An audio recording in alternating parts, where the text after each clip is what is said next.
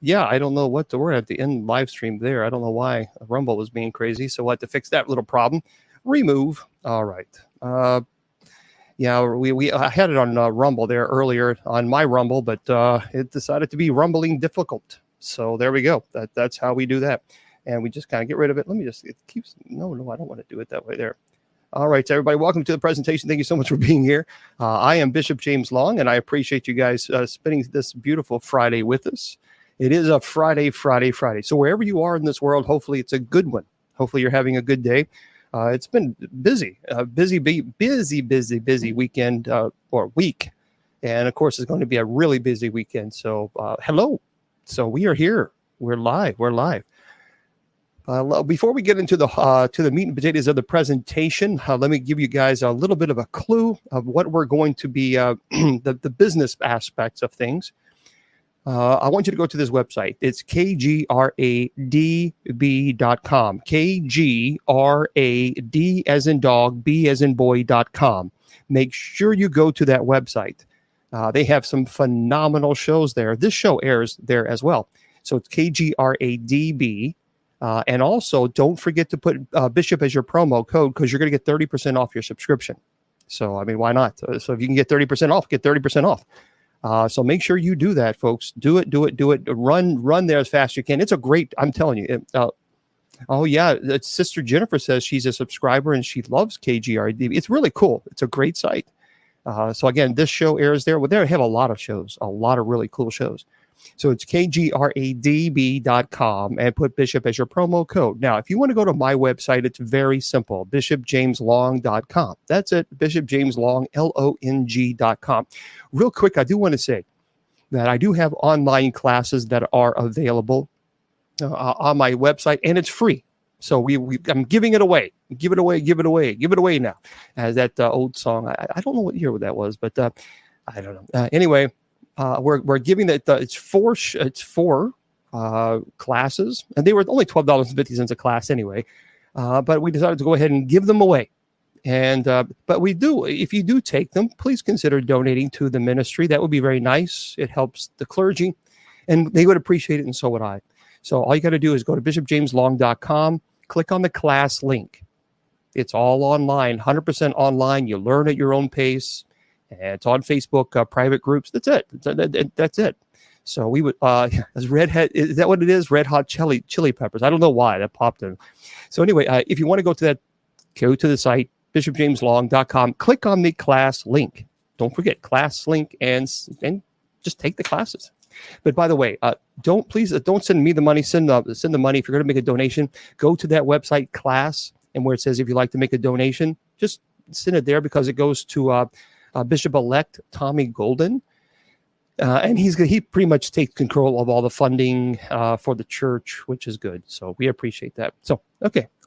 And thank you for those of you who have donated. We appreciate that. And also, if you want to go to the church's website, a lot of people say, what about the church? What about usocc.org?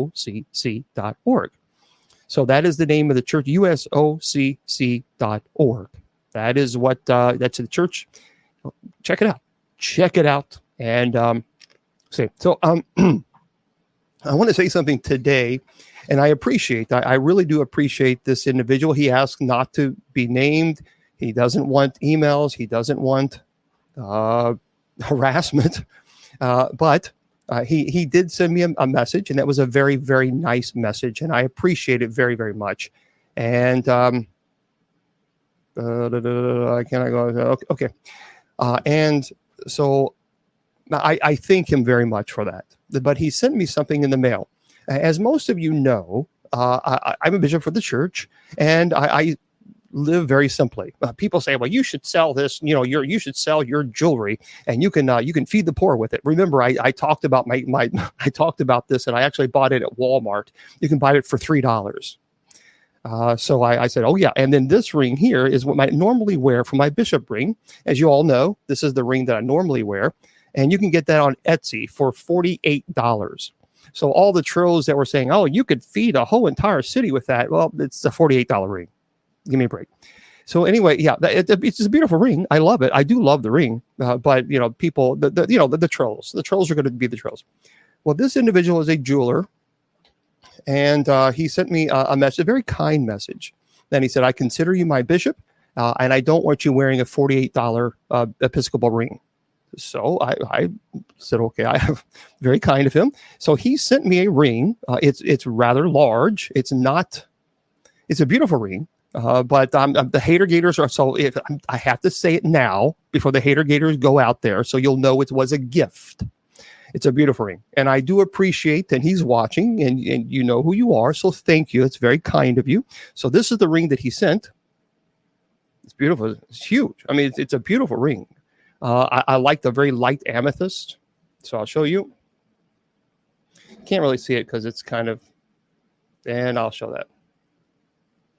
So thank you very much. That's very kind of you. I appreciate that. I will wear it, and I thank you very much. So it was very kind. It was very kind, and he just didn't like the fact that I wore a $48 ring. So, you know, my bad. That was nice of him. That was very, very nice. So thank you. Tonight, everybody, we're going to have a conversation that is going to be intense. And I'm going to let you guys know right now that this is not a show for kids. So let's make that very, very clear. Do me a favor, moderators. If we're okay, if you would like for me to put subscribe chat only on TikTok, I'll do that right now. So if people are, as long as people are being respectful and kind, we'll let everybody to chat. But just let me know, moderators. Okay, just let me know. And we'll go from there. So I appreciate that. So anyway, just let me know. Okay, you're just scream, say, you know, sub chat only, and you'll get my attention. Okay. Tonight we're going to talk about two cases that are world renowned. And well, hello there, Bill, Willie, and hi to everybody. And it is Anneliese Michel and Roland Doe. Now, when I was in the seminary, I studied these cases extensively, and I was lucky because I was able to see some of the material that really is not released. And it was pretty intense. So I'm going to share with you some of the things that I saw and why I absolutely am convinced that Anneliese Michel was without question possessed. No ifs, ands, or buts about it. Sean, it might, Father Sean, it might, but this is something that I wanted to talk to you guys about.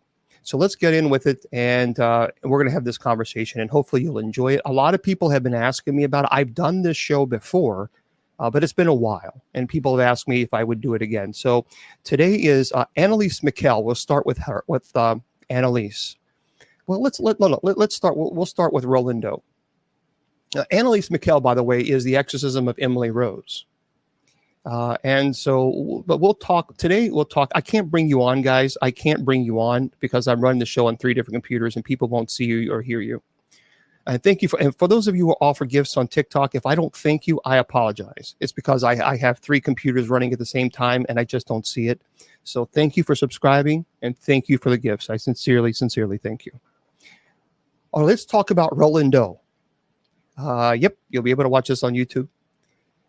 Many people have seen or read The Exorcist, and quite a few people have been scared out of their minds. And the people ask me all the time, is it fictional or is it really legit? And how much of it actually is true versus how much of it is Hollywood? So let's talk about The Exorcist, which we all know about the movie The Exorcist, and what is fake, what is Hollywood, and what actually really did happen, okay? So in 1949, the exorcism of a 13-year-old Ronald Hunkeler wasn't front page news in the small town of Cottage City, Maryland. And a few articles were written about the incident, but most residents refused to even speak about what happened. Now, the possessed was given the pseudo name of Roland Doe to protect his identity. And he, by the way, he went on to live a completely, totally normal life afterwards. He wasn't a little girl. It was a boy. So the real life exorcism of Roland Doe was enough to inspire one of the most terrifying movies of all time. And we all know that movie of The Exorcist. So what really happened in 1949, and what was true, what was false? Well, let's talk about that. When he was a college student at Georgetown University, William Peter Blatty saw a newspaper article, and it caught his attention. It was 1949. The Washington Post headline: "Priest frees Mount Rainier boy reported held in devil's grip." So the idea of an exorcism stuck in his mind after reading the article, though he didn't start writing the novel The Exorcist until 1969. And Blatty used some elements drawn from Roland's case, but embellished many of the scenes to make them a bit more terrifying for readers. So let me just say, first of all, remember, I don't answer questions right now. I'll answer questions at the top of the hour around 8:15 p.m. Eastern Standard. So right now I'm teaching, I'm lecturing, and so then I'll get into your questions afterwards, okay? So prior to the release of The Exorcist, exorcism rituals, they were rarely performed. They did, however, they were performed, but they were quiet. It was not something that was discussed. And after the film, it had huge widespread popularity in the 70s. So thank you, Ellie. The rot was brought to the attention of the general public, the right. And in the last decade, the number of certified exorcists, and there's no such thing as certified exorcists living in the United States, it doubled after that. And the Catholic Church blames the increase in occurrences of demonic possession on the exact activities that you would expect them to. So there's a quote that says the rise of possessions is fueled by things like pornography, drugs, and the failure of mental health care system in the United States. Many people are experimenting with paganism and atheism. That is a statement from the church. Now, there are some things that I disagree with on that, especially with mental illness. As a true story behind The Exorcist, Roland Doe's life, it intrigued people for decades. The simplest mistake involved where the Doe family lived. Now, although their house was located in Cottage City, Maryland, news articles listed their hometown as the nearby Mount Rainier, Maryland. And additionally, some publications reported the possessed age as 14. And he was actually 13 at the time of his exorcism. Now, people always talk to me about, well, what about little kids being possessed? That can happen. Kids that are under the age of reason, it is not possible for them to be possessed. Simply is not. So the church defines age of reason at the age of 12, when they have the concept of right and wrong. Now, of course, certainly people say, well, Bishop Long, a kid at 6 or 7 knows the difference between right and wrong. But there's a big difference between knowing something is wrong and evil and it's sinful versus just making a stupid mistake as a kid. So 12 is the age of reason. 13 is rather young, but anything that's less than 12, it's just simply too young. Now, let's talk about some details. Roland and his Aunt Tilly, they were very close. And he was an only child and relied on adults close to the family for friendship. And he wasn't very good at making friends. And Roland's Aunt Tilly was incredibly spiritual, but she was the first person to introduce him to Ouija boards. She passed away at the age of 54. And that really, really affected him terribly because he was incredibly close to her. And that was the first mistake. No one should have introduced this kid to a Ouija board. So let me make this very clear. People are going to say all the time, there's nothing wrong with Ouija boards. There's nothing wrong with Ouija boards. And I'm telling you now, that is incorrect. Folks, it's not true. There's nothing good that comes with the use of Ouija boards. It is a form of possession. You are directly interacting with a spirit whose identity you do not know. And the scary part is you're using the planchette and you're allowing the spirit to move your body. That's a form of possession. So this is why it's very dangerous and it should never, ever be practiced.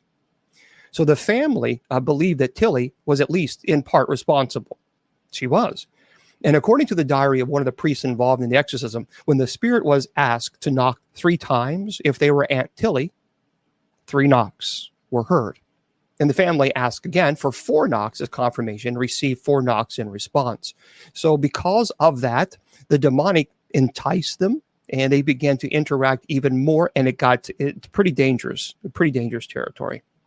So the Doe family claimed that all sorts of terrifying events occurred in their home.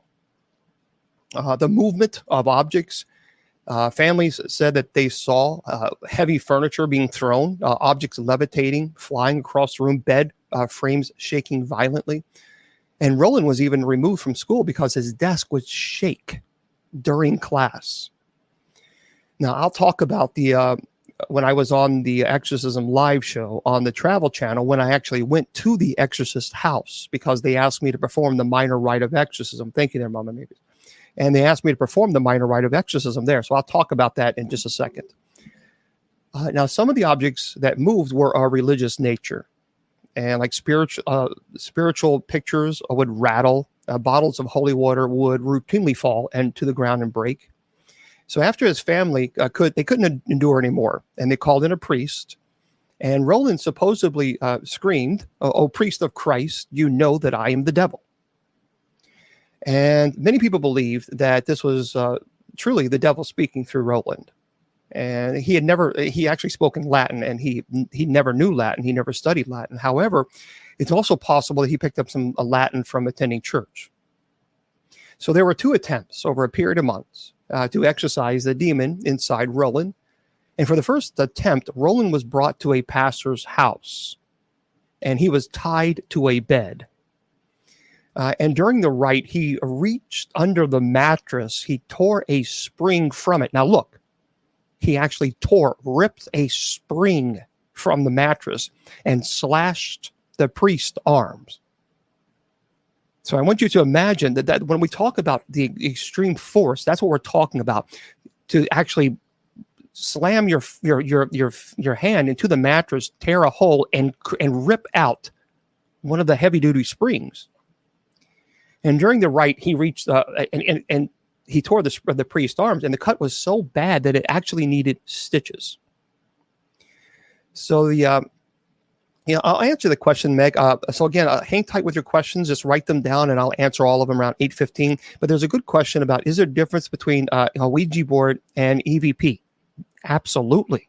And I'll tell you why. EVP stands for electronic voice phenomena, and you do this with a digital recorder. So you say, "Is anyone here? What is your name?" And you play it back and you listen. Now you're still interacting with that spirit, which is dangerous. However, the difference between an EVP session and a Ouija board is you're actually placing your hand on the board, and you're allowing a spirit to use your hand to move the planchette. That's a form of possession. So there's a big difference between an EVP and using Ouija board. They're still dangerous, but there's a difference there.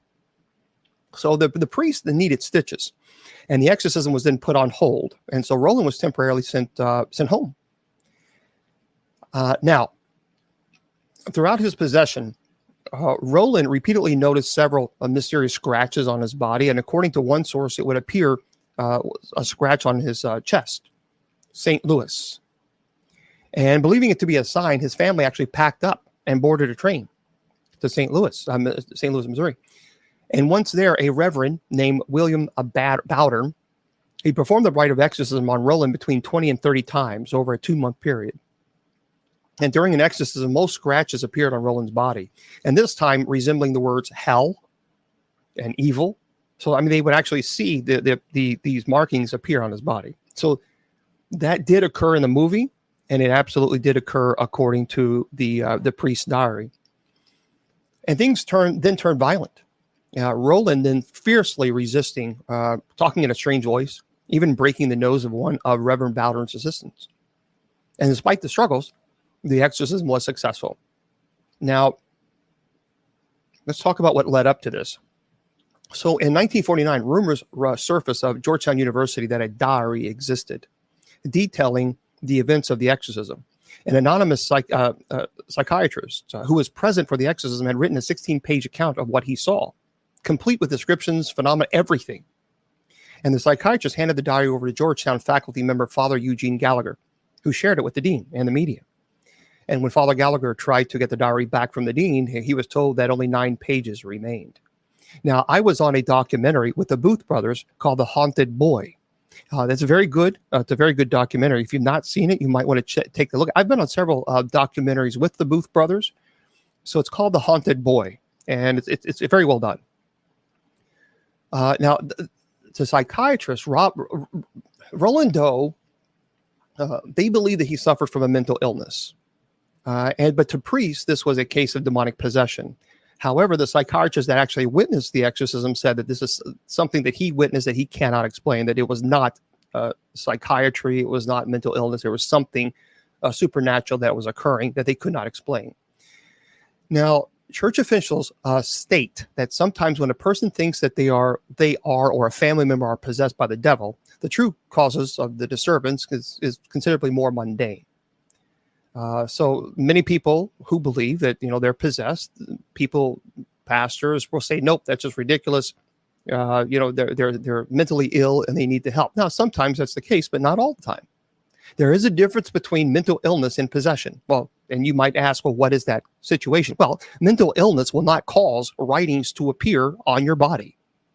Mental illness will not cause levitation.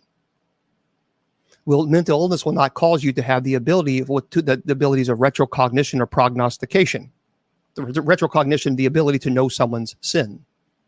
Not because the demon can read your mind, but because that falls under ordinary demonic activity. So these are clear cases where when you see the manifestations, you can absolutely say, well, okay, that's mental illness versus, okay, this is something that's supernatural. Now, a lot of people think that, he was just a kid that just needed assistance, but no. In this case, it was something a lot more. There was something not right with this particular case. Now, people always talk about what about the vomiting, the throwing up, and is that true or is it not true? How legitimate is that? That actually is legitimate, and I think people forget that possession is a process in which the demonic will cause the person to regurgitate violently. So if you give them food and water, which is substance of life, to strengthen the body, the person could very easily become very sick. And that does happen, and it has happened. And so that's why when I perform an exorcism, I have somebody who is trained medically because I'm not trained.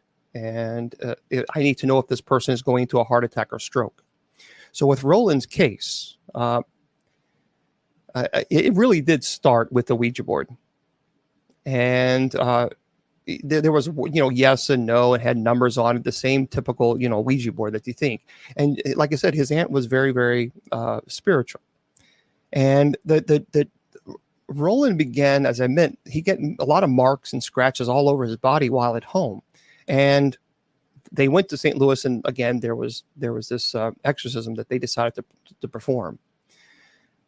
Now, in the Catholic Church, believes that the devil finds as many people as he can to torment, to bring them to sin. The church also believes some people will become possessed with demons from hell.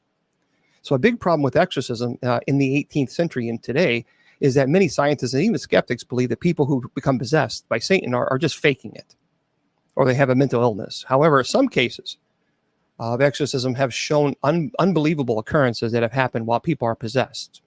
So I think we have to be very careful with immediately saying, well, it doesn't exist. Well, it's simply not.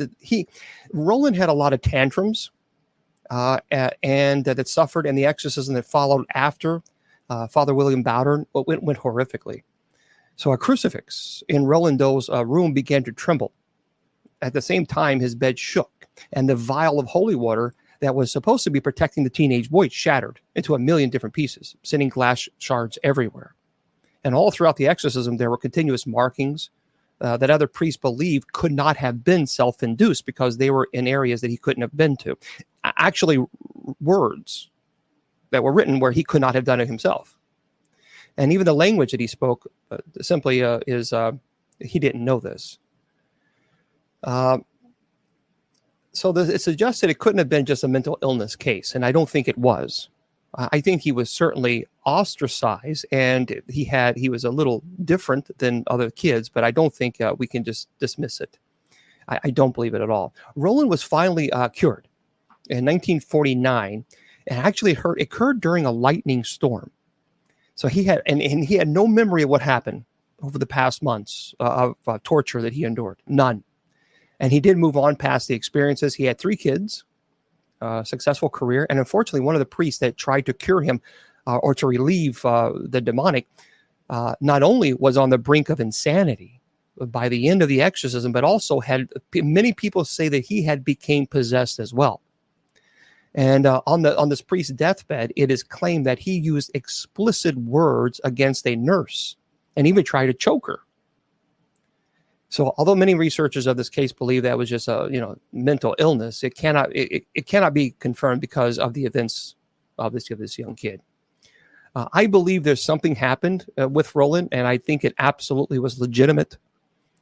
The contortion of the body certainly did occur. The markings of the body occurred. He sometimes had third-degree burns. So when they used holy water, he would have a third-degree burn.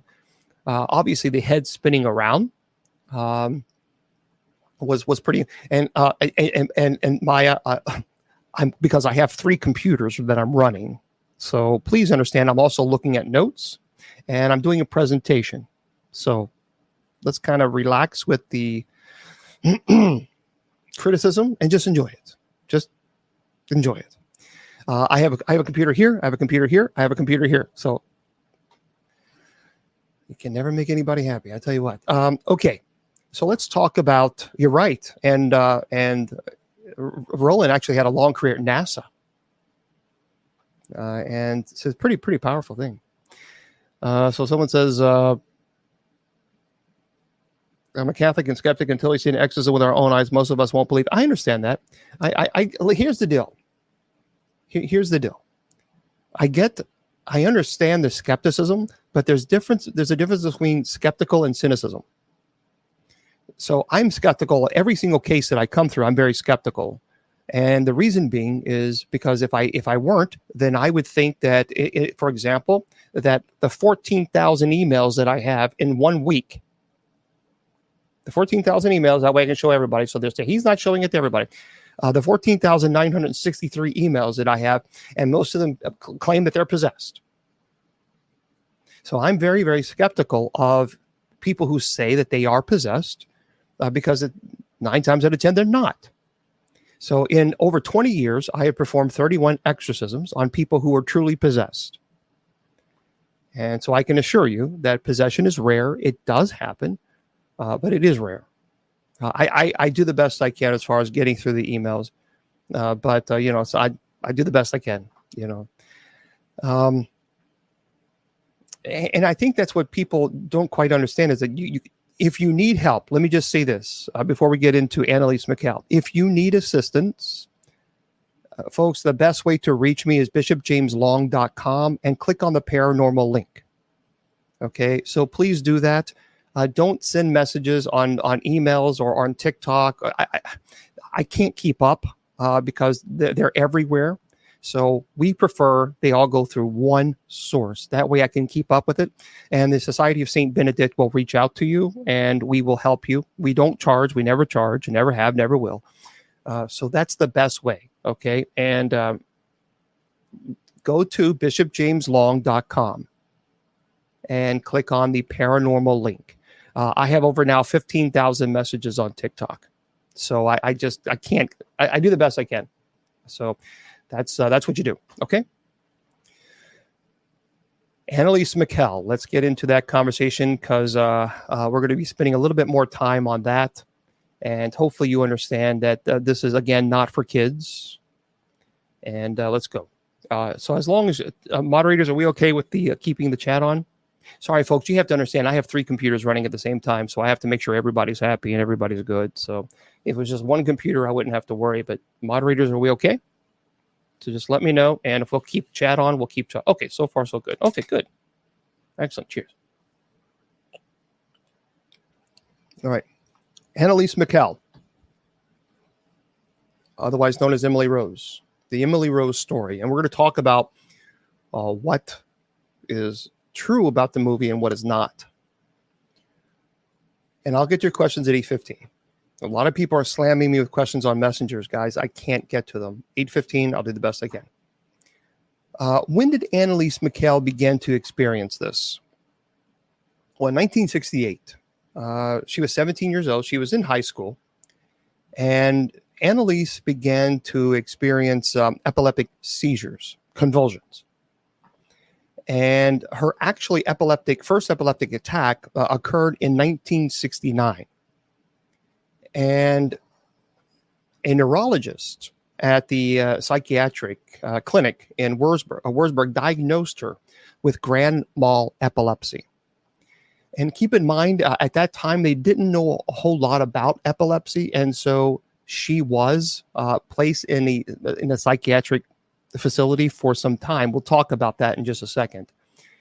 And when she was, by the way, placed in a psychiatric hospital, this is when she began experiencing terrible hallucinations.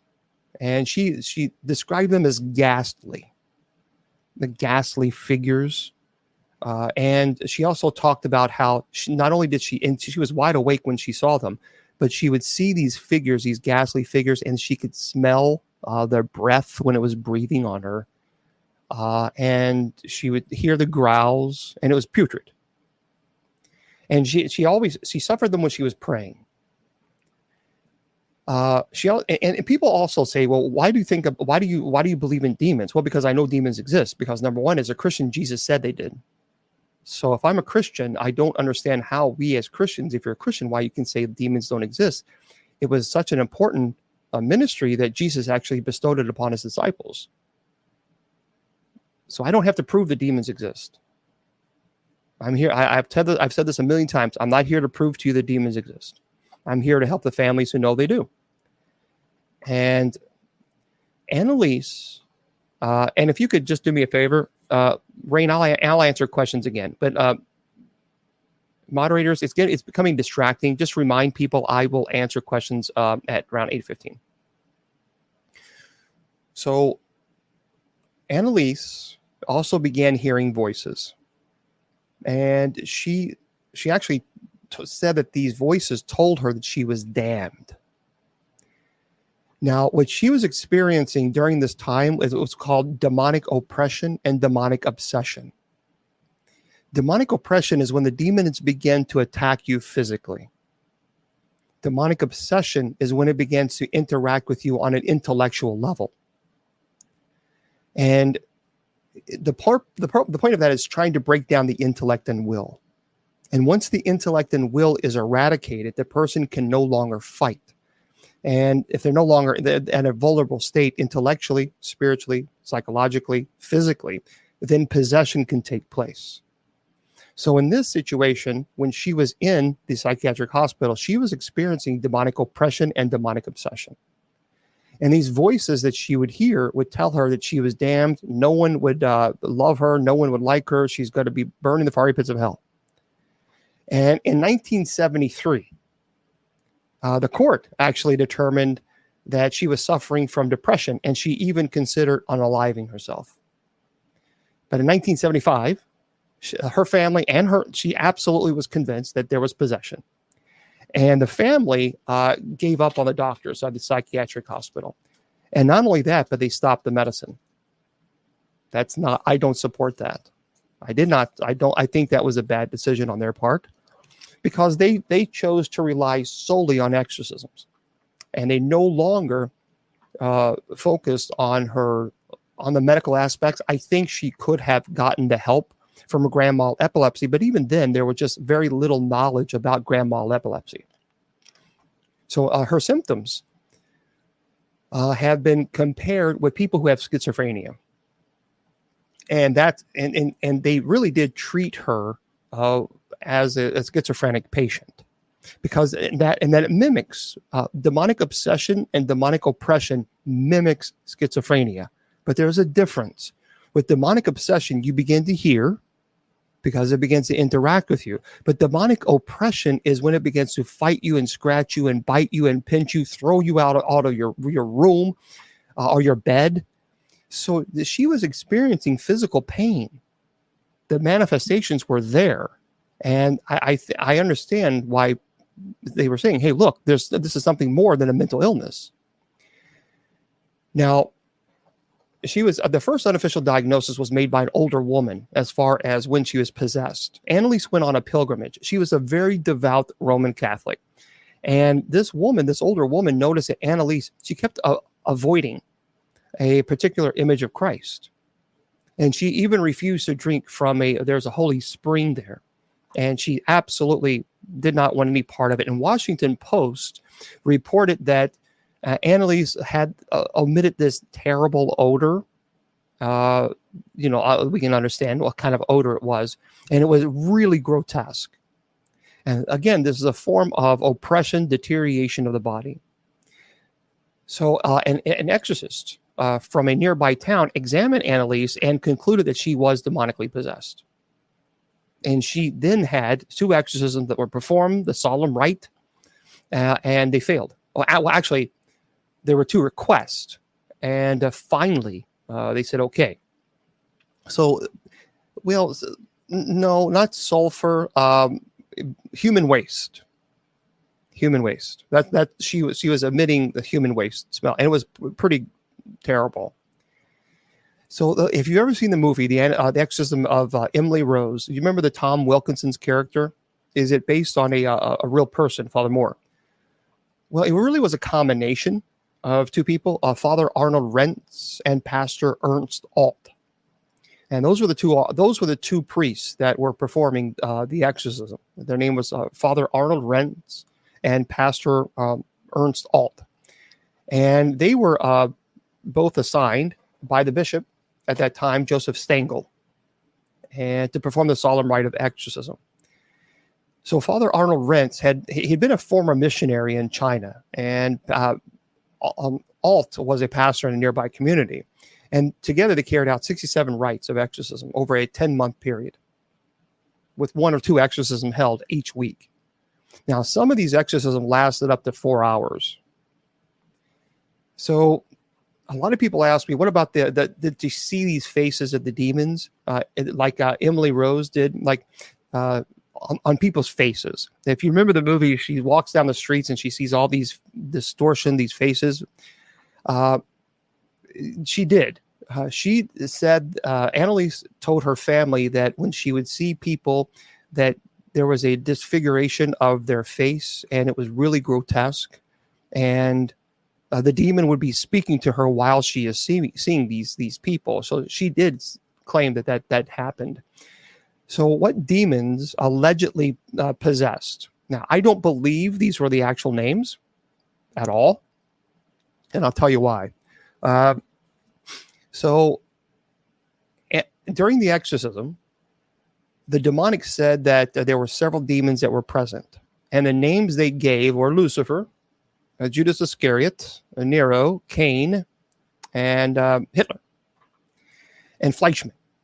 Fleischmann was a Frankish priest from the 16th century. He was disgraced. And there was some other people that allegedly she claimed. Now, I don't believe that she was possessed by Judas Iscariot, Nero, Cain, or Hitler, or Fleischmann. I think these demonic, during the rite, you command that it give its name. And I'm not going to tell you why, but during the rite, you do this. And many times the demon will lie.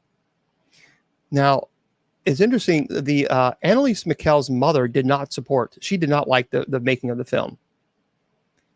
And that is very common because many people that I know who go through possession, their families are not really interested in watching paranormal shows. They're not interested in watching exorcism movies because they experienced it.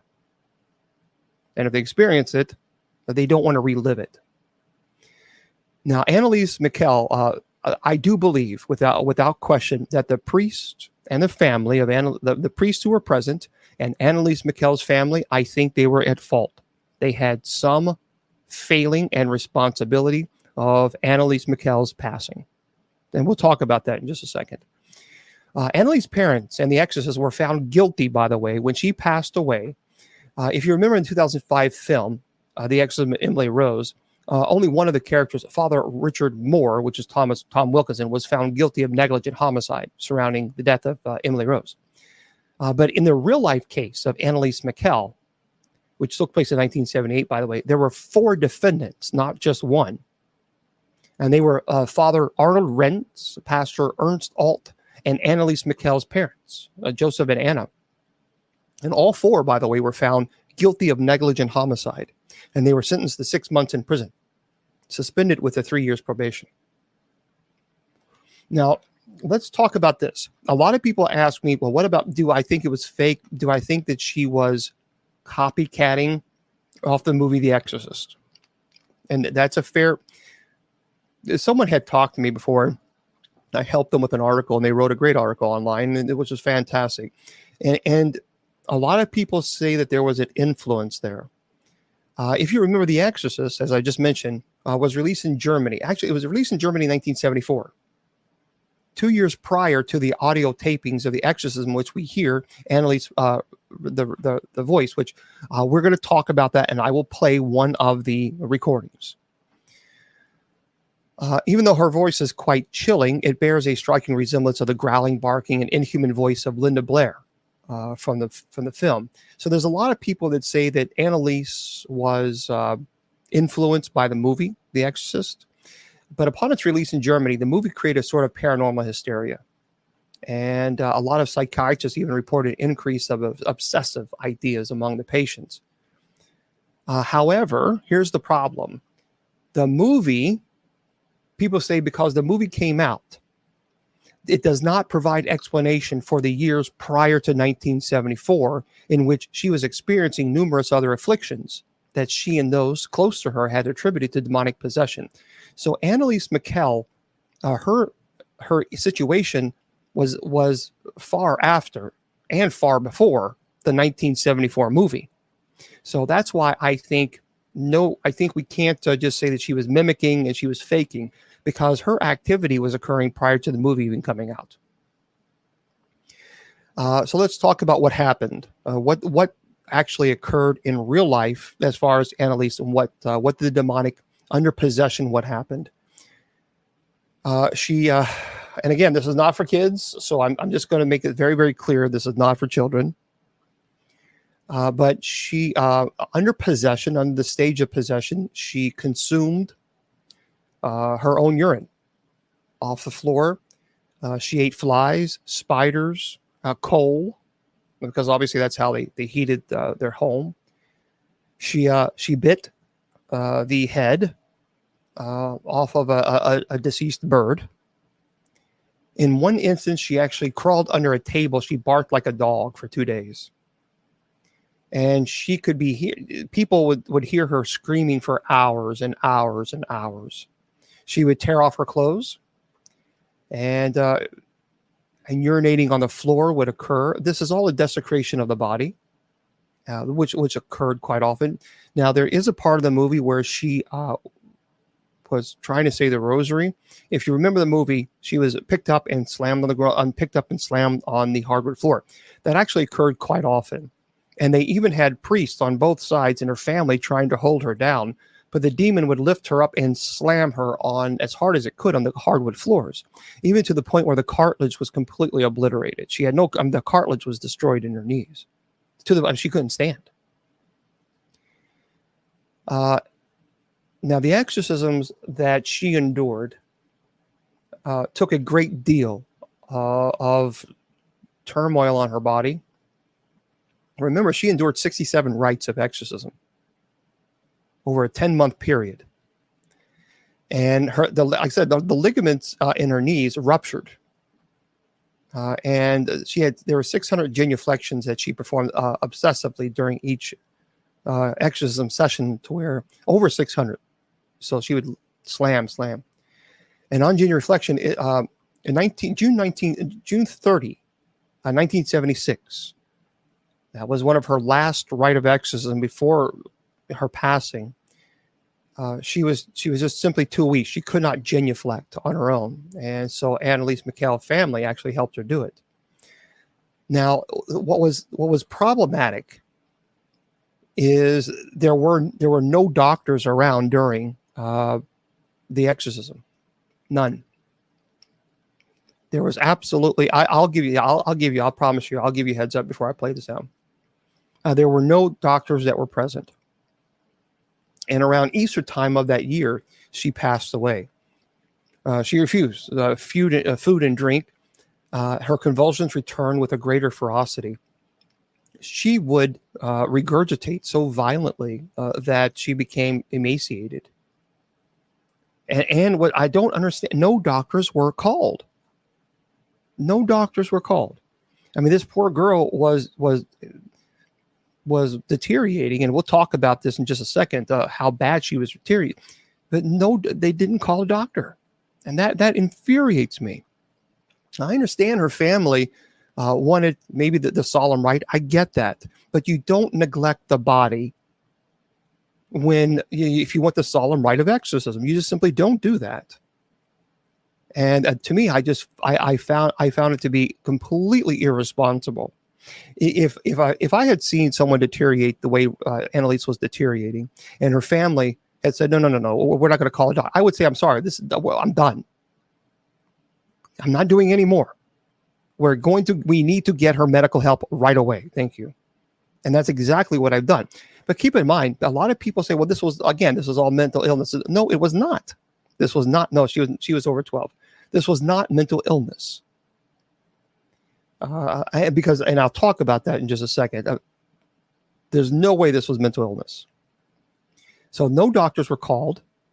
And when they were put on trial, specialists claimed that if the 4 accused would have begun to force feed Anneliese a week before her passing, then she would still be alive. But they didn't do it. And Anneliese's sister actually explained to the court during the 1978 trial that Anneliese did not want to go to a mental hospital where she would be drugged and forced to eat, because that's where she would have been. She believed in fasting as well. So she forced herself to fast because she believed that it would get rid of Satan's influence. But here's the problem. Listen to this, everybody. Listen to this. When Anneliese Michel passed away, she was 68 pounds. 68 pounds. This is a grown woman. This is not a 6-year-old child. And prior to her passing, she had spoke of dying to atone for the sins of the wayward youth. So her passing, she was in Germany, and according to the autopsy on July 1st, 1976, Anneliese Michel succumbed to the effects of severe dehydration and malnourishment. Now, think about that. This is not a story. This is a person who actually died. This was a person who actually was negligent. The negligence was unbelievable. Truly disturbing. This makes me mad. There's no excuse for this. None whatsoever. As a matter of fact, I think not only the priest should have been held culpable, but also the bishop too. Because the bishop should have been kept up to date what was going on, and the bishop should have said, no, we're going to put a stop to this. She needs a medical attention right away. This is a human being that had passed away because of negligence. Anneliese Michel, it's a terrible story. Now, at the time of her passing, Anneliese also had pneumonia. She had a high fever. Well, of course, her body was deteriorating. And really sad, she was actually buried next to her illegitimate sister, Martha, out at the outer edges of the cemetery, because this area is normally reserved for illegitimate children and people who unalive themselves. Her last words, by the way, so on the verge of passing, she spoke her last known words on the day before she passed away, and she told her exorcist, beg for absolution. And then to her mom, she said, Mother, I'm afraid. Yeah, the priest definitely needed to beg for absolution. So she was, now, yes, she was very, very devout in her faith. And again, for those of you just joining us, my name is Bishop Long. I'm talking about Anneliese Michel, and I'll get to your questions around 8:15 p.m. Eastern. Right now, I'm giving a lecture on Anneliese Michel, and then I'll get to your questions in just a second. Anneliese and her three sisters were raised in a very strict Catholic family. And 4 years before Anneliese was born, her mother gave birth to an illegitimate daughter named Martha. And as a result, her mother suffered great shame. And she was actually forced to wear a black veil on her wedding day. And when Anneliese was a child, her mother encouraged her to atone for the sins of the illegitimacy through fervent devotion. Isn't that terrible? And when Anneliese's sister, Martha, had passed at the age of 8 during an operation to remove a kidney tumor, this likely only increased Anneliese's desire to do penance for her mom. So as she grew older, Anneliese continued to suffer for the sins of others. And when she was a teenager, Anneliese actually slept on a bare stone floor to atone for the sins of wayward priests and people who are addicted to drugs, and who could be observed sleeping on the hard ground on the local train station. And in college at West Germany's University of Würzburg, she actually hung pictures of saints on her dorm room walls. Okay. Kept the holy water font near the door. That's fine. And regularly prayed the rosary. No problem there. Now, as stated earlier, even close to death, she spoke of dying and to atone for the sins of the wayward youth. See, this is one thing that really makes, I agree, but this is the type of nonsense that that was placed on her shoulders. And it's crazy. I don't. To me, it's really, really problematic that this even occurred. Now, a lot of people talk about was Anneliese Michel's body exhumed after she had passed away? Actually, it was. And this is even a crazier story. Listen to this. As if she hadn't suffered enough, she couldn't rest in peace.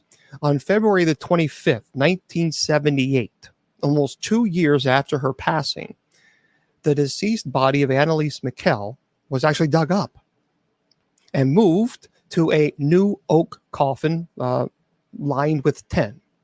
Now, her parents' desire to move her from the cheap coffin in which she was buried was allegedly used as an excuse to exhume her body. Here's why they did it. They allegedly did it because they wanted to give her a better coffin, they said. No. Instead, they were acting on a message that they received from a Carmelite nun in Bavaria. And the nun actually told the parents that she had a vision that their daughter's body was still fully intact, because they were trying to argue that she was a saint. So, official reports state that the body showed consistent deterioration. And photos of the exhumed body were never released. Anneliese's parents were prohibited from witnessing the body being exhumed, and from a distance, they could, however, see her grave from the bedroom of their home. Now, so yes, we do know there was another movie that was based on Anneliese Michel. It's a German language about a film, the Anneliese Michel, called Requiem, and it was released in 2006. It's much more of a drama rather than a horror film. It supposedly follows the real story. So if you're interested in that, you might want to check it out. The Anneliese Michel, there was a lot of dramatics there, obviously for dramatic effect or Hollywood, etc. However, if you do want to see something that's more of her life, it's not, if you're trying to get, the scary thrills, that's not for you. But it's called Requiem. It's called Requiem. And it's a 2006, and Hans Christian Schmidt is actually the individual who directed it. So in case you actually want to check it out. But it's a terrible thing what happened to her. It should have never happened. It was irresponsible. It really does make me mad when I think about what happened to her and how there was such abuse. And so for those of you who want to know basically the main points about this, she was born in September of 1952, and she passed away in July 1st, 1976. And she underwent the Catholic exorcism, the solemn rite in 1975, and she died the next year due to lack of medical care. And as I mentioned, she was malnourished. She was dehydrated. When Anneliese was 16 years old, This is when she started experiencing an epileptic seizure. And she was diagnosed with grand mal epilepsy, temporal lobe epilepsy. And she was determined to be depressed. She was treated at the psychiatric hospital because of it, as I mentioned. And when she was 20 years old, this is when she began to be very intolerant to religious objects. She began hearing voices. And Michel and her family became convinced she was possessed. So two priests, they got permission from the local bishop in 1975. And again, they performed exorcism rites on her for 10 months. No, I'm not a Protestant, I'm Catholic. And after her death, Michel's parents and two priests, again, they were found guilty. So the cause of death, starvation, dehydration, malnutrition, 68 pounds. 68 pounds when she passed away. And she had 67 exorcisms, 1 or 2 each week, and 10 months. And some would last up to 4 hours. That's typical. The solemn rite is prayers. And it starts with the Litany of Saints, and it's a repetition of prayer. The point of the solemn rite of exorcism is to break the intellect and will of the demonic that has possessed the person. That's the whole goal, is to break the intellect and will of the demonic for the expulsion stage. And that takes time. And there is no conversation, by the way, during the exorcism. They're the conversation. That does not. The rite is very clear. There is no conversation, not at all. There is a command in the name of Christ that that the demon surrenders its name in the hour of departure. But that is the only thing that an exorcist wants to hear from a demon. That's it. There's nothing else, because the demon will lie. Now, someone was asking prognostication, retrocognition. Retrocognition is the ability to know one's sin. And she had that ability. Of course, the demon had the ability. It's not because the demon can read your mind. They're not all knowing. But sin falls under what's called ordinary demonic activity. So the demon will tempt you, and then you fall into sin. So therefore, they know your sins because it falls under ordinary demonic activity. And they will use that against you, certainly during the solemn rite of exorcism. That's why exorcists, we will have the confession prior to performing an exorcism. That's called retrocognition. And the prognostication is the ability to know the future. Because demons exist outside of time and space. So I think people get confused and think that, well, because they must be all-knowing, and they are not. They are not. So that is the basic rundown on that. Now, let me talk a little bit about this, because I'm going to play the soundbite. And I'll give you guys a heads up when I do it, because a lot of people don't like it, and I get it. I totally understand that, and I'll tell you when I'm going to play it. There's a lot of stuff that's online that's fake, and so just have heads up on that. Let me just make sure this is the right one. Hold on one second. No. Okay, so here is the actual sound bite of one of the exorcisms that was performed on her, one of the 67. And we'll talk about this in just a second, and why I'm absolutely convinced that this is something other than mental illness. Let me turn that off so everybody can hear. So what I'm going to do is I'm going to give you. I'm going to tell you when I'm going to play it, because there's some people this triggers people. So when I do a thumbs up, that means I've turned it off. So I'll do a thumbs up so everybody can see me. So I'll do a thumbs up. That means I've turned it off, and you can then turn the volume back up, because it does affect people. You understand? So this is for you to learn, and we'll talk about that in just a second. So we are getting ready to play this in 3, 2, 1, and here is the soundbite. I'm just hiding in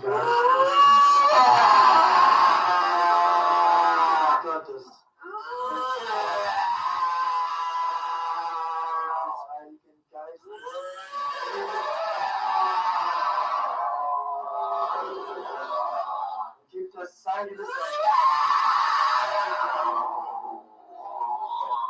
das Zeichen zum Ausfahren.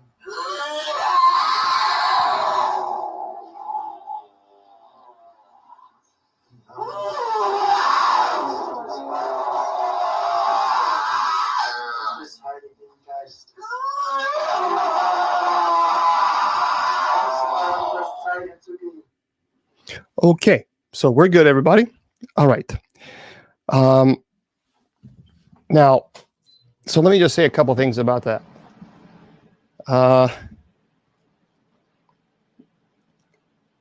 There was the individual that, and people say, you know, that she wasn't possessed. And I say, well, how long did you study for, demonology? And well, I didn't. That's my opinion based on what? Here's. Let me just I'll obliterate anybody's argument that she was not possessed. Let me just destroy their argument very, very quickly. Tibetan monks train their vocal cords so that they're able, when they do the mantras, when they're able to do the chant, they can have multiple pitches at once. There's one Tibetan monk that has been doing this for over 50, 60 years, and he's able to do three pitches at once. Now that's superhuman. That is superhuman. There was a sound engineer who took that recording, and he's a professional sound engineer. That's what he does for a living. And he found 32 pitches at the same time. That is not human. That's not humanly possible. Now, some people are saying 37. When you're getting 32, it doesn't matter. When you get past 5, when you get past 3, you're at superhuman level. She had 32 pitches. What I mean by pitches is like if you have a bass and you have an alto, soprano, and they're all singing one little note. It's like a 32. And he's a professional sound engineer. That's what he does for a living. Now, he has the $1 million equipment. I don't. 32 pitches. So don't come to me and tell me that she was not possessed. That's not possible. Not possible. She most certainly was. And but what bothers me a great deal about this whole thing is that she was, I think there was a massive neglect. A massive neglect. There's one case that I did. I'll play this. Let me see if I can find. I wasn't going to talk about this, but I'll play this one. This was a case that I did. And he would, his wife was very upset because in the middle of the night, he would actually stand and he would kind of rock back and forth. And sometimes he'd go over to her and rock back and forth. And he had this very bizarre look. And she described it as nothing. The eyes were glassy. And she was really afraid. So I said, I want you to record one of these things that he does. Because she said, I can't explain it to you. She's like, it's a different personality that comes out, different identity. It's scary. So I said, okay, well, do me a favor and play it and record it if you would. And she did. And so I want you to listen to this. So this is pretty interesting when you hear this.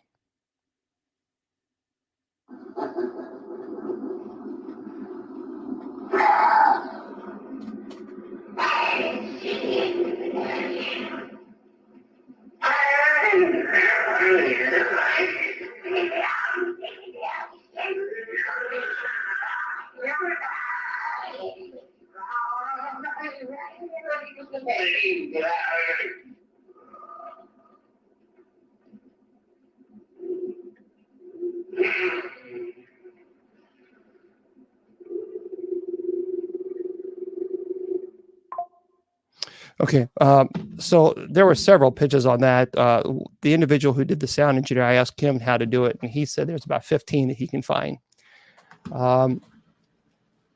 That was a violent case. That was a very, and that growl, when you, sometimes when I'm at the paranormal conference, I will play it. You can actually hear the bass in that growl.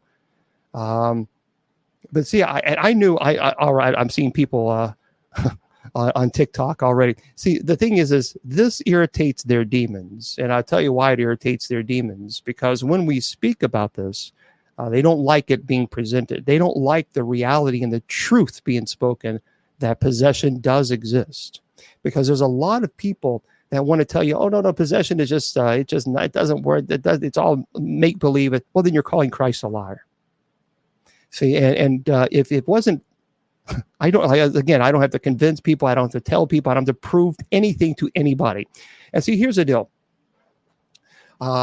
People say, well, you're just, and I've talked about this before. They always say that it's fake, it's phony. And then I always tell people, I say, oh, let me explain this to you. And I don't say this to be braggadocious at all.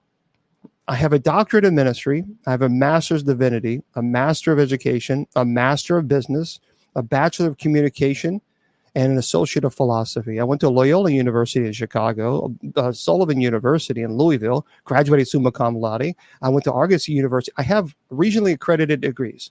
Now, I tell you this because of one reason. I don't charge. I've never charged. Over 2 decades, I've never, ever charged, ever. I pay for things out of my own pocket to get to people's homes. I don't get paid as clergy. I get no money from the church whatsoever as clergy. None. As a matter of fact, I try to raise money to help the other clergy. I tell you this because, folks, if possession didn't exist, I would do something else with my time. Because the people say, well, you're doing this for fame. You do things for fame so you can make money. Well, if I don't make money off of it, then the fame doesn't do me any good at all. So the fame is ridiculous. I can go to Walmart and no one knows who I am, which I prefer that.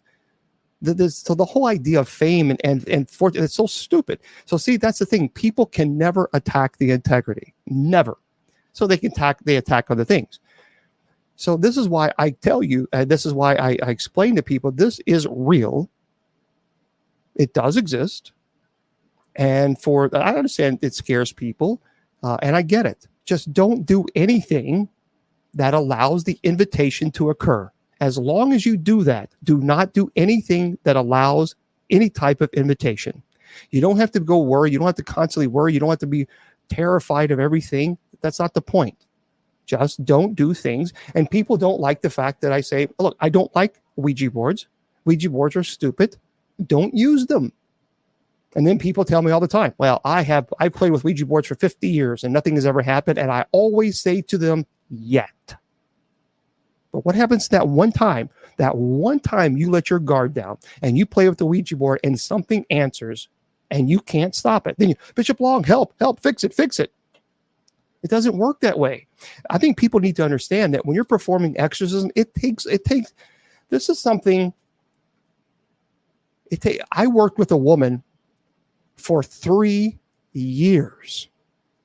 3 years. As a matter of fact, I had her daughter on the show last year.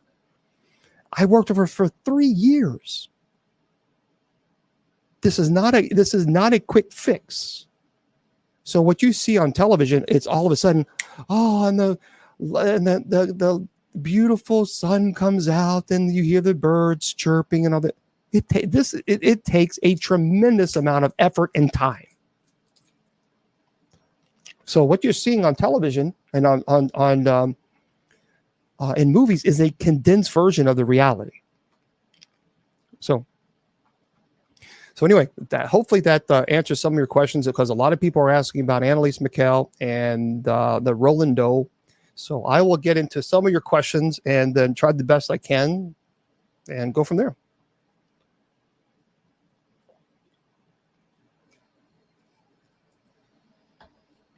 Imitations like Ouija boards. Playing with Ouija boards, unbelievably very irresponsible and incredibly dangerous. And again, it's because you don't know who you're speaking to, and you're allowing that spirit to manipulate your body to move the planchette. That is a form of possession. Stay away from that.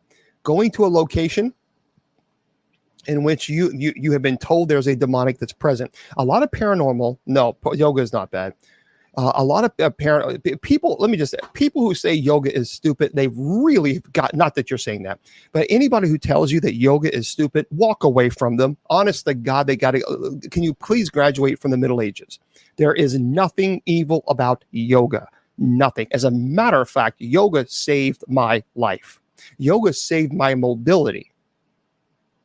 So anybody who says, "Oh, yoga, you're communing with the devil," oh, shut up! I'm stretching my body. I'm strengthening my body. I'm not going. Please, I'm not. That is so irresponsible teaching. It truly is irresponsible teaching. I have degenerative disc disease, and I have a herniated disc. I have back issues from playing football, and so if it hadn't been for yoga, I would be in some serious trouble. So I am grateful for yoga. I am grateful for the strengthening and what they taught and what it taught me and how I can help my body. So the idea that yoga is this bad, evil thing, walk away from that utter nonsense. It's not true. It's ridiculous. It's irresponsible, because I'm telling you, as somebody who is an exorcist, I perform exorcism. I'm not possessed, and I do perform yoga. Yeah. I can't remember where I got St. Michael. It's I can't remember. It's been a while.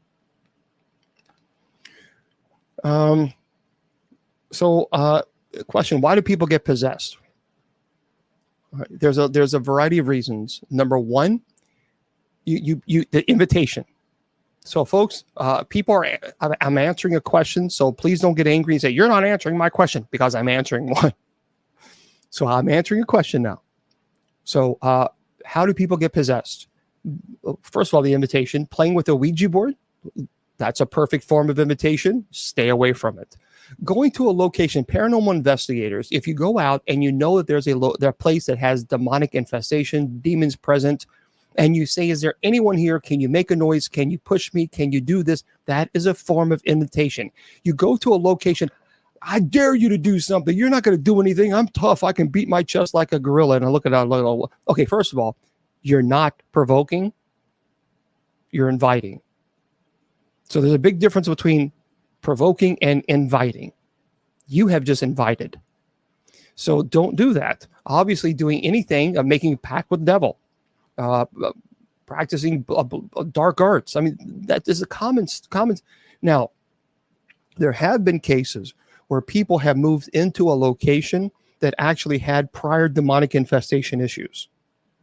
So, for example, I've had cases where the previous owner of a home did some really, really bad stuff in the home. And you have demonic infestation there in the home, and then people move into it. This is why if I ever move into a location, I always bless it. I always bless the location, no matter. And so can you, by the way. You can too. And so you can do that as well. It's called the epiphany of the doors, the blessing of the doors, the chalking of the doors. So you can absolutely do that. And well, Malachi Martin, he has a great book called Hostage to the Devil. Of course, he's passed away since. He was the chief exorcist of Rome, but he left the Roman Catholic Church to get married, and he continued performing the rite. Here's the problem that I have with that. First of all, he was not under the authority of a bishop because he had left Rome, and so therefore he was not given the permission by his bishop to perform that rite. Because when an exorcist performs the rite, it's not just the exorcist that performs. The church is praying with the exorcist during the time the exorcism occurs. So that's a problem. He's phenomenal as far as his education, his theology, no question. But I think that there have been cases where people, again, "Oh, yoga is evil. Yoga is doing the work of the devil. Yoga is okay. All right. Okay. You go ahead and believe that. And I'm going to go ahead and continue doing yoga so that I can continue to walk, so that when I'm 60 or 70 years old, I am not in a wheelchair. Thanks." So, I have seen automatic writing. I do not like automatic writing. That is a form of possession. Automatic writing is when you are connecting with the spirit, and the spirit is using your body or using your hand to move, to write. That's a form of possession. Look, I'm not going to sugarcoat this. Stop doing that stuff. Just stop it. It is stupid. It's irresponsible. It is dangerous. People say, oh, Bishop Long, you're too conservative. Fine. Then I'm conservative. If that makes me conservative, then I will be conservative. But I don't think that makes me conservative. I think that makes me telling you the truth. You're giving a spirit who you don't know who you're speaking with full control of your body. That doesn't make sense in the first place. I mean, just that alone doesn't make sense. It makes no sense. Why would you do that? I don't want the only spirit that I want to enter into my body is the Holy Spirit. That's it. I don't give permission for any other spirit. I don't care who it is. The Holy Spirit, that's it. And if that makes me ultra conservative, fine, whatever. I don't care. But I'm not going to teach people that automatic writing is okay and it has no danger. It does. There is an element of danger with that. So don't do it. Estes methods is very interesting. Very, very interesting. But the Estes method is not so much it's what you're listening to. It removes all the senses, basically, of hearing and sight. And but it is still a form of imitation. You're using your body to communicate. I don't want to use my body to communicate with a spirit. I just don't. Now, when you're doing a digital recording and you have digital recorders and you're using an EVP, electronic voice phenomenon, you can go back, you can listen to it. That is one thing. But when you're using any device that has immediate interaction with a spirit whose identity you do not know, then you're putting yourself in a precarious situation. Well, speaking of tongues is different. That's different than paranormal possession. Many people would say speaking of tongues is a form of the Holy Spirit dwelling within the person. So to me, I don't know. I don't know why people are doing that. Stay away from any type of spirit. Well, yeah, spirit box, again, it's an immediate interaction, and you have to be careful. If you're going to do, I'm not allowing any type of spirit that is there to use my body. So if whatever is there, it's going to communicate to the spirit box, I can close that out and stop it at any time. Is that still dangerous? Yes, it is. And I tell paranormal investigators this all the time, and sometimes they don't like me telling this, but I'm not going to sugarcoat things, guys. I'm just not going to. Anytime you communicate with an entity whose identity you don't know, you are forming some type of form of communication with that spirit.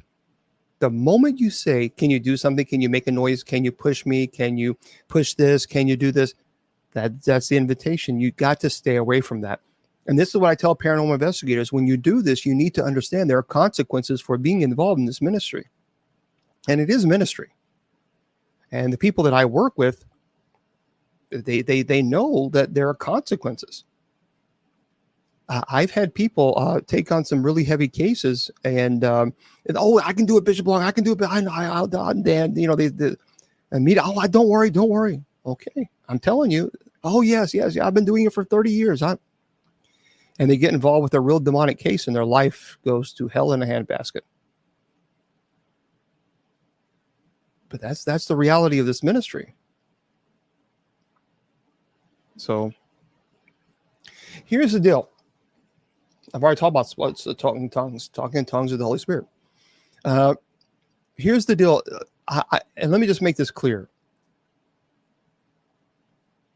Paranormal investigators, I work with a lot of paranormal investigators, and I think they're phenomenal. I think they're absolutely phenomenal. And I'll tell you why. People like to bash paranormal investigators, say they're doing the work of the devil, they're doing this, they're doing that, they're going to burn in the fiery pits of hell, all this other stuff. But here's what I've noticed something about this. And for those of you who are paranormal investigators, you might enjoy me saying this, because I've said it before. I really get irritated when people on the sidelines are attacking paranormal investigators for working cases, because those people on the sidelines, those trolls are not answering the phone calls at 3:00 in the morning. Those trolls are not answering the phones at 4 or 5 or 6. Those trolls aren't packing up all of the very expensive equipment that it takes to document paranormal activity, by the way. And those trolls aren't doing that. Those trolls aren't getting in the car, going to someone's house who you don't know, and you don't owe them a thing. You don't own them one thing. But yet the paranormal investigators pack all the friends up, all the equipment up.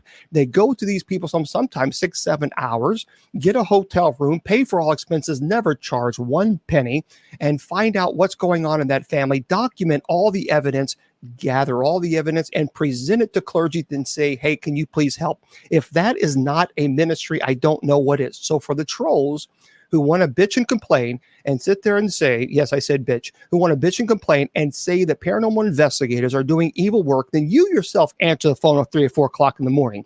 You get out there and you travel 7-8 hours to someone's home and try to debunk the activity. So when you do that, then you can actually throw some criticism around. Until then, keep your mouth shut, because I ain't listening. Because I get really irritated with people who like to throw this, oh, they're doing the work of Satan. They're doing the work of Satan. But yet those people are not they're not anywhere around when families are truly terrified and they have violent activity occurring in their home and they don't even want to go back into their home. Those people who are throwing the criticism around, they're not there. They're not there to offer any type of help, but they'll offer your criticism, won't they? They sure will. They'll love that. They will offer that criticism because that doesn't require any work. It just requires them to run their mouth. So for those people who are paranormal investigators and people that I've worked with, I am eternally grateful that these people purchased the expensive equipment, that these people travel to people's homes whom they don't even know. They don't charge. They spend hours upon hours looking at all the evidence. They gather all the evidence. And they say, okay, clergy, this is what we have. What do you think, Bishop Long? Folks, that is ministry. That is ministry. But I've seen a lot of pastors out there, a lot of pastors attack paranormal investigators, but those pastors aren't answering the phones at 3 o'clock in the morning. Those pastors saying, oh, no, demons. There's no such thing as demons. That's just a figment of your imagination. Wow. Okay, well, I'm glad you just called Jesus a liar. So, very, very, very frustrating. And what is the point of demonic possession? Remember, we are created in God's image. Not demons, not angels. Human beings, me and you, we are created in God's image. The ultimate form of desecration is to destroy the image, the imago of Yahweh, the image of God. As St. Paul talks about how we are the living temple of the Holy Spirit. So to destroy this temple, to desecrate this temple is the ultimate form of blasphemy. That is exactly what they do. So, oh gosh, yeah. Candy? The candy cane? Yes. There are so many pastors out there that even preach that there's no such thing as demons. And there's a lot of pastors out there that preach there's no such thing as possession. Now, I don't know what Bible they read, but the Bible that I have read, Jesus bestowed that ministry on his disciples. That was important enough for him to establish that ministry. I could a little confused. So, okay. Oh yeah, sure, no problem. Yeah, but there have been there's quite a few pastors that preach there's no such thing. There's no such thing as possession.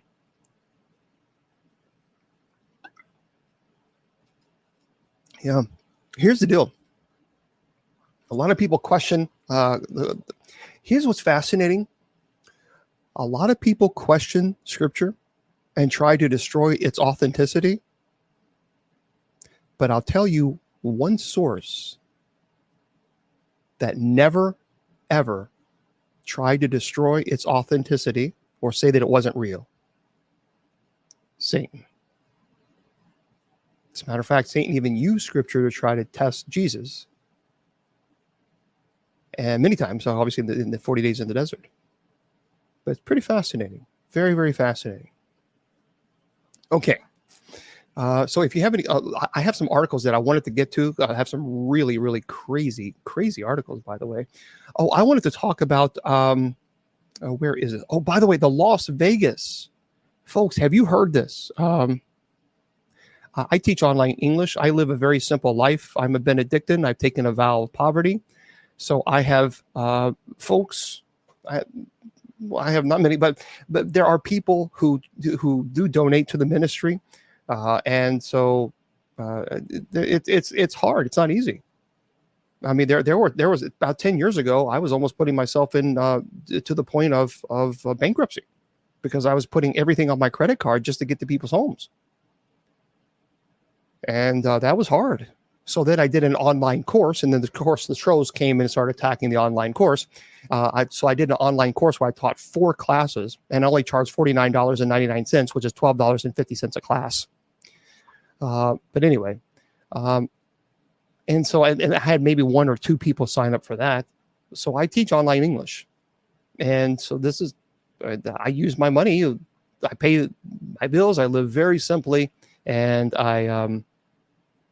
I try to help people. And then there are individuals who try to assist me to get to people's homes. I'm not going to mention the name.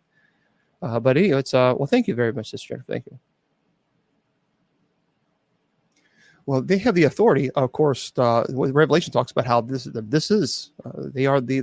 It's interesting how the devil says, takes Jesus up on and says, "I'll give you all of this, if you just bow down and worship me." So this is the devil's playground. So, by the way, I wanted to talk about this real quick, and I'll get to the rest of your questions. Listen to this, everybody. This is really interesting. For those of you who don't know, have not heard, this is by T.K. Randall. Remember, this went viral. A Las Vegas backyard alien footage. So if you've seen that, if you've not seen it, just type in Las Vegas backyard alien footage. This is really, really interesting. An expert is claiming that it is authentic.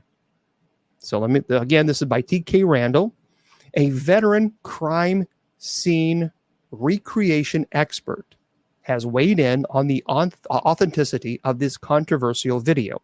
The strangeness first began on April 30th last year when a family in Las Vegas reported that some sort of unknown object had come down from the sky and crash landed in their backyard. And a short time later, one of the family phoned the police to report the incident. Folks, here's the deal. If you're going to call the police and you're going to put a false report, you can go. You can get into serious trouble for that. It's against the law. And it says, quote, and this is what. Listen to this. There's like an 8-foot person beside the object, and another one is inside us, and it has big eyes, and it's looking at us, and it's still there. He told the dispatcher at the time. They're very large. They're like 8 foot, 9 feet, 10 foot. They look like aliens to us, big eyes. They have big eyes, like I can't explain it. They big mouth, they're shiny eyes, and they're human. He says they're 100% not human. So a new video footage captured during the incident, which allegedly shows one of the aliens lurking behind a fence as the family ventured out to investigate, has been analyzed by an expert. And he says, once you see it, you cannot deny it, he told News Nation. There's no editing. That is, it's an original video. He said, we tried to debunk it to see if there was something that was added to the video. All of our results came back as it was authentic. We don't believe it's a floating head. We believe it's attached to a body. And then the motion of that head from right to left is consistent with the motion that we see between the slats of the fence. It's there. It's absolutely there. So a local news report showing the video and analysis, you can watch that. If you've not seen it, that is crazy. That is crazy. So take a look at that. Las Vegas backyard alien footage, according to an expert, says it is authentic. So Father Sean, that Father Sean is in Las Vegas. So maybe it's that aliens. I've never been to an alien UFO convention, Mr. Producer. I've never been. I've always wanted to go to a real legit UFO convention. And I'm going to have to do that. I'm going to have to make that happen. I don't know which one it is. I don't know where to go. But I really want to do that. Yeah, you'll have to tell us, Mr. Producer, because I know that you know where the UFO convention. Yeah, it sounds pretty cool. So Mr. Producer knows all about that. Yeah, group trip. Let's go. Woohoo! Yeah, we'll have to find one. We'll have to find Mr. Producer, New Mexico. Here's the deal. Mr. Producer is Mr. Producer coming out? Okay, Mr. Producer is coming on. I'll tell everybody what Mr. That's right, because the people on TikTok, can't hear us. Right. But there is an upcoming event in June, the beginning of June, end of May, Contact in the Desert in California. So at the end of May and June, Mr. Producer is saying, where is it called? Contact in the Desert. Contact in the Desert. And this is in California? It's the biggest one every year. It's the biggest one. Of course it is. Of course it is, Mr. Producer. If they're interested, they can go to contactinthedesert.com. Contact in the Desert. Let me type this in. Contactinthedesert.com. I'm going to go. I am going to go. Wait, before you say you're going to go there to California, there's one here. We're not there. I'm not there, but I'm going to go to one of the UFO things. Okay. So there's one where you are? Pine Bush. Pine Bush. Now that's June 1st. June 1st. Okay. So is it called pinebush.com? If you go to pinebushmuseum.com, you can get more information there. Pinebushmuseum.com. Is that a big one? It's big locally. Thousands of people attend. There's a big fair, vendors, music, etc. But at night, we have a few speakers. This year, because I know you're going to try to translate this to TikTok, they're going to be showing a movie called Transmediums. Transmediums. Fast Movers. So there's a movie called Transmediums, Fast Movers that's going to be showing there. Okay.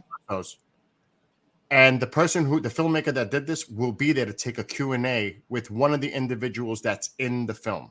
So the person is in the film, is it based on someone being abducted? It's based on people actually coming forward and talking about USOs, like a rear admiral. God, oh, wow.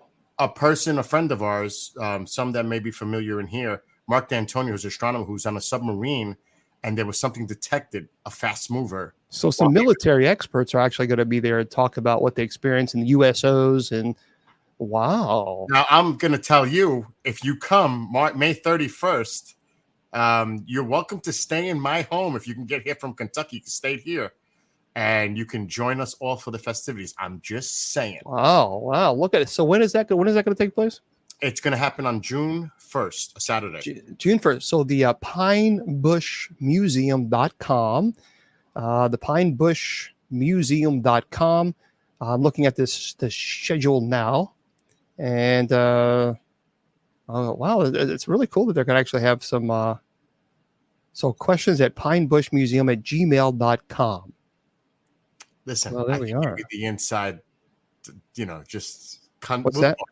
I have the inside on it, so if you want to come, just come. That's all I got to say. Man, you could stay over the house, get a room here, and you're more than welcome to stay here. And there's going to be a private party here Friday, May 31st. That's why I can't do the show. I got you. You're going to have a private party. So Mr. Producer, got it. And at night, there's going to be a prom party. They call it the Galactic Prom at the museum adjacent to it, where people dress up in costumes from 7 to 11 on Friday night. So Mr. Producer is saying that so there's a prom dance? It's actually a prom dance. People dress up in costume. It's free. So is it cosplay kind of a thing? I don't know about a cosplay, but they would like people to dress up in costume. So all of us that are in this house, after we have the little cookout here, then we're gonna head over there and hang out. So for those you can go, you dress up as Dracula or a vampire, whatever. Wow. The museum is technically a paranormal UFO museum. Mm-hmm. Matter of fact, maybe next year I got to get you involved in this. Okay. Yeah. Wow. As a speaker. We'll have to make it. We'll have to make that happen. But like I said, you have an open invitation here. You know that. So if you're interested, you know how to reach me. Okay, appreciate it. Thank you. That's all right. I'm out. Well, there we go, folks. So pinebushmuseum.com if you want to go Saturday, June the 1st. And so it looks like they have several events, several cool things. It's going to have speakers, and the UFOs are quite interesting to me. Do I believe in aliens? Absolutely, 1,000,000%. No doubt about it. No doubt. No doubt. And I tell you, to think that we are the only one that actually exists in the universe does not make sense to me. And by the way, even the Vatican even said that doesn't invalidate one's Christian's perspective.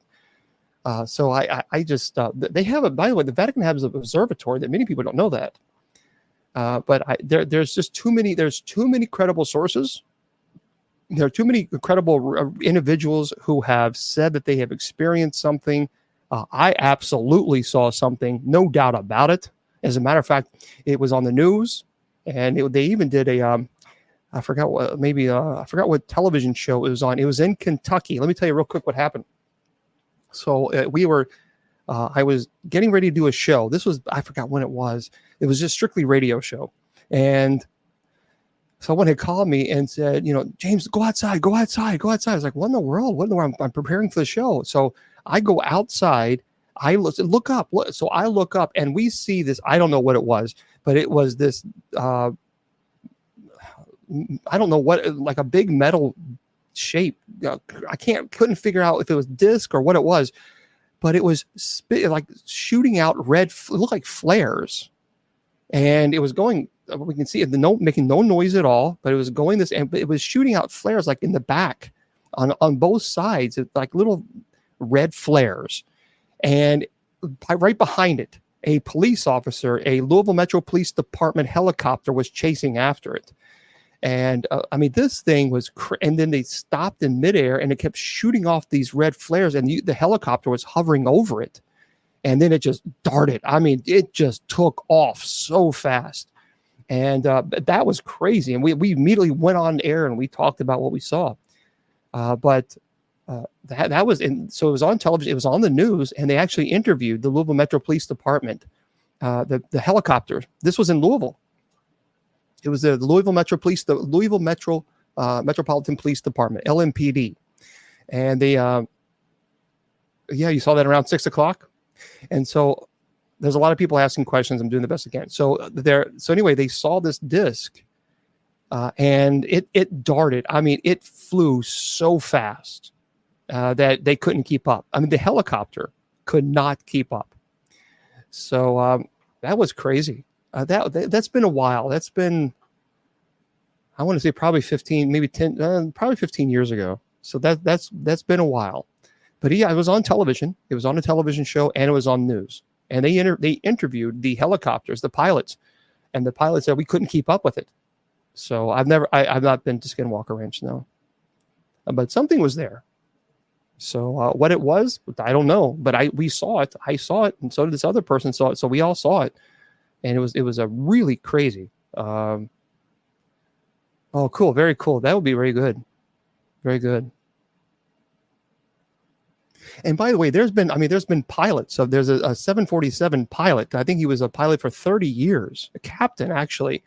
And I'm telling you now, he saw something, and he actually reported this metal object that was moving around that it was not man-made. He didn't understand. It really startled him. So that was pretty impressive. So there's so many people that says that they're seeing these things that have nothing to gain by telling the stories. And even the Travis Walton, we tried to get Travis on this show here. I don't think it went through, but I would love to have Travis Walton. I've spoken to him a couple times. His case is absolutely phenomenal. His story is phenomenal. But I tell you, there's something there. There's something. Yeah, Oklahoma, there's the belief in the Roman Church that if aliens do exist, that it would be universal for everything. So that's what I was taught in the seminary, because as a matter of fact, I remember that question being asked. That doesn't sound familiar, Thomas.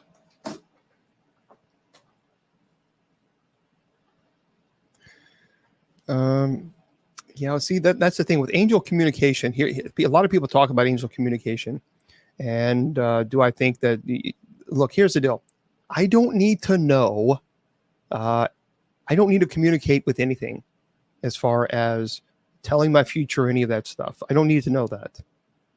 So if we all have guardian angels. So my guardian angel, whomever you may be, if you're dealing with an issue and you're struggling with an issue and you don't know why God's not helping or why your guardian angel is not helping, I always ask the people, well, have you given them permission to? And they say, well, what do you mean? Well, you have to give them permission. They're not going to intercede on your behalf without you giving them permission, because that would violate your free will. So you give them permission and they will help. So my prayer is always, my guardian angel, whomever you may be, I give you permission to intercede on my behalf and help me with whatever issue that you're dealing with. And that's what I always tell people that all the time. So yeah, I do know the transcripts of the Anneliese Michel, and it was there was a lot of, I'm not going to talk about what they said, but I do have the transcripts of what there was some things that should not have been discussed. So there was a lot of mistakes. There was just a lot of mistakes on the Anneliese Michel case. Yeah, you have to give them permission. Otherwise, if they help you without you giving them permission, that's violating your free will. You must give that. That's what demons do. The demons violate your free will. You give them permission. My guardian angel, I give you permission to help me with whatever it is that you're dealing with. And by the way, let me just say this: not all scratches are demonic. So many, many, many years ago, when I was on the Ghost Adventures and Zach was at Bobby Mackey's, and he came to the church and he was like, I have these scratches and there are 3 scratches, etc. And I told him, I said, well, 3 is a form of mocking of the Trinity. And then of course everybody was then started talking about how the marking of the Trinity of 3 scratches. There's more to it than that. Zach was occurring. There were things that were occurring in Zach's personal life that we didn't get into in the show. So there were other things that was occurring in his life that I knew about, that he had talked to me about, plus the 3 scratches. And that's when I said, look, I think you're really dealing with a demonic here. There's a term, just because you have scratches, many times you'll have, there are skin conditions and irritations can look like scratches with 2 or 3 more parallel red lines running across your skin, by the way. So people who suffer from dermatographia, or it's also known as skin writing, it's a term, experience the phenomenon frequently. And that condition, it affects about 2 to 5% of the population. Even a lightly scratch will cause the skin to become red and raised. And so sometimes it appears for a couple hours or 30 minutes or so. So just because you have 3 scratches does not mean it's demonic. So there's also other reasons, other explanations for the scratches. I do believe that there are people who are gifted. Yes, Rita.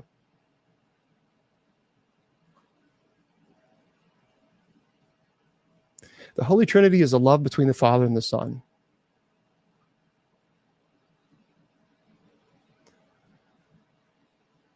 Yeah, I do believe there are risks to speaking to psychic and medium. So let me just say this, because I know a lot of people are going to say, oh, you're going to burn in the fiery pits of hell. Okay, whatever. Here's what I'm going to say. I think there are a lot of people who claim to be psychic mediums who are as psychic as, the cat outside. That's the God's honest truth. That's what I believe. There are a lot of people who say they're psychic. There are a lot of people who say that they're a medium. And I roll my eyes and I say, okay, all right, okay. Because most of the people they know darn well. I have a feeling that there's an elderly woman coming through. She's an elderly woman. She loves you very much. She loves you very, very much. She wants to tell you to stop being so hard on yourself, to give yourself a little bit more credit, and that thing you've been struggling with lately, you already know the answer. Now, some of you might be thinking, is Bishop psychic? No. I just told you that there was an old woman that's coming through, and she knows you. Most of us know an old woman, and she's telling you to stop doubting things that you're going through. Most of us are going through things in which we doubt. See, this is what I mean. You see what I mean? It's nonsense. Do I believe there are people who are gifted? Yes, I do. Yep, and I met them. I know them. Well, Willie Windwalker is one of them. I'll tell anybody Willie Windwalker is absolutely gifted. But I also know a lot of people who are as the blatant frauds. And they do these cold readings. And it just, to me, it's just really, well, certainly there are. Absolutely, there are spiritual risks. You go to a con person, and that person is not speaking to the Holy Spirit. I'll tell you that. So I'm really concerned about so many people doing this and saying this, and they give these ridiculous readings that I can do it right now. Right, this is how they do it. They look at you, they see the reaction, they tell you very basic stuff. Someone had passed away that you dearly loved, and you wanted to tell them you were not able to get there. You were not able to get to their side. And you feel terrible about that. You feel horrible, and you feel, do they still love you? Are they angry because you couldn't get to them? Now, some of you right now are thinking, okay, that's me. No, it's not you. I'm not giving you a rating. I'm just telling you things that I know, that I've heard from people throughout the years. Most of us know somebody who wasn't able to get to one of their loved ones in time before they passed on. You see, this is cold reading, folks. And what they do is they watch you very carefully. Bam, they got you. So it irritates me. That irritates me. But I will tell you this. Let me just say this. First of all, Willie Windwalker is absolutely gifted. He's a shaman, no doubt. But I was a police chaplain for a major police department. And I've told this story before. And this family did not believe in psychic mediums at all. They thought it was the devil. They didn't. But this psychic medium went to the police and said, I know where you're going to find the remains of the person that you're looking for. So I was there. I saw it. So the person told the police where they could go and they could find it. Now, the police asked me to be there. I was there on the scene, making sure that the family didn't run onto the scene and mess up any type of evidence that might have remained. Folks, the police found the remains of the person who was missing within 5 feet of where this person said that they would find them. When I tell the story, every single time it amazes me because I can't deny what I saw. What I saw, I mean, it was amazing. Now, of course, the family was distraught, but the family also was given complete peace of mind, knowing that finally they can bring their loved one and offer a proper burial. And the family, by the way, was very anti-medium psychic, very against psychic mediums. But that moment changed their life completely, because then they realized that perhaps maybe there are people that are genuinely gifted, that do want to help, that do want not to take advantage of people. And that changed their whole entire outlook on life totally. I saw it. I was there. And the psychic medium didn't, unalive that person. So I mean, it's one of the things. And people say, well, a demon did that. No. Demons do not give you peace of mind. Demons will take your peace of mind. Demons will never give you peace of mind. And they certainly would never give the family the opportunity to properly bury their loved ones so that they can have closure. That is one thing demons will not want. They will not ever do that for you, ever. But I saw it, and I witnessed it, and it's still it still just astonishes me even today. So, and here's the deal. And people who like to attack people who have this gift, I guarantee you this. If it was your family member that had, God forbid, that had been unalived, and a psychic medium came to the police, was able to give them enough information so they can find the remains so that you can properly bury your loved one, I don't think you would think that psychic medium is of the devil. But when it happens to you, it's different, isn't it? See, that's where the hypocrisy comes in. And that's the same thing with a family. They just changed their perspective. So for those of you in Spreaker, I'm going to say goodnight to you guys. I'm going to stay with TikTok for a little bit. Unfortunately, we are wrapping things up. It goes too fast, too fast. By the way, tomorrow I'm going to be here at 8 p.m. Eastern Standard Time with Miss Wilma. Miss Wilma and I, we just goof off from 8 to 8:30 p.m. We have a good time. We joke around. Miss Wilma is 69 years old. She's in heart failure. She has multiple sclerosis. She has a lot of health issues, but she comes on and tells her jokes, and I make fun of her. I've known her for 25 years, so she's like family. So we're going to be here tomorrow from 8 to 8:30, and then at 8:30, I talk about and answer your questions as well. So until then, remember, friends, I tell you all the time, your value does not decrease based on someone's inability or refusal to see your worth. Remember, you're priceless, and don't let anybody tell you or convince you otherwise.